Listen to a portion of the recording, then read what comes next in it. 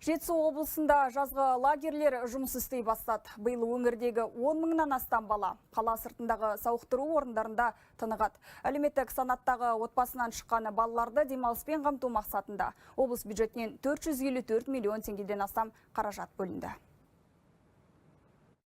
Президент топ! Жетісу! Президент ран! Жетісу намыс, Жетісу көш! Алға қарай бірге қош! Туған өлкесін жырға қосқан жасөспірімдерге лагерде патриоттық тәрбие беріліп, психологиялық сабақ өткізіліп жатыр. Бұған дейін олар әртүрлі зияткерлік, мәдени және спорттық сайыстарға қатысып, өзара сынға түскен. Лагер өте қызық, бізде әртүрлі іс-шаралар өтеді. Кеше мысалға бізде осы 6-шы лагерінің ханшайымы мен ханзадасы өтті. Сол кезде мен өзім отрядтан шығып, бас жүлде алдым. Лагер өте керемет. Мен деген мұнда өте көп достар таптым және команданың капитаны болғандықтан барлығымыз дос болып жүрміз. Асхананың тамақтары өте қатты ұнады, іс-шаралар болады, дискотека өте көңіліне қатты шығып жатыр. Бұл биылғы маусымда келген балалардың алғашқы легі. Жаз біткенше демалыс орнында 1800 жеткіншек тынығады.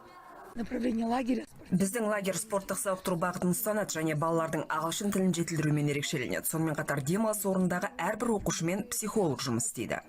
Жетісу облысындағы 120 мыңнан аса оқушының 90%-ға жуығы жазғы демалыспен қамтылып, олардың қауіпсіздігі жіті қадағаланады дейді сала жауаптылары.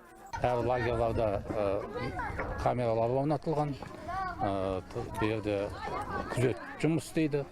Одан басқа тәрбиешілер қадағалайды балалардың. Одан басқа тамақ жағынан ертеңгі тамақ, түскі ас, кешкі асты сес постоянно қадағалап отырады. Балалардың жай-күйімен ата-аналар танысып тұрады. Эльмира Иманбердиева жиен немерелерінің хал жағдайын біліп, көңілдегі күдігін сейілтті. Текеліні жалпы кішкентай Швейцария деп аталады, себебі керемет өзендер ағып жатыр. Табиғат аясында керемет демалыс болып жатыр.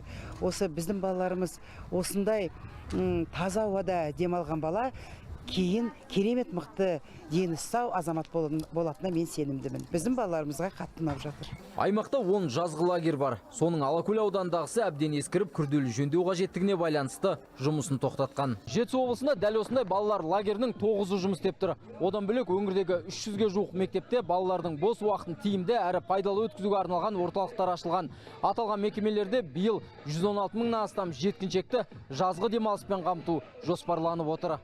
Шыңғыс Қалиден, Қуаныш Түргенбаев, Жеңіс Әбдірешев, 24 KZ, Жетісу облысынан.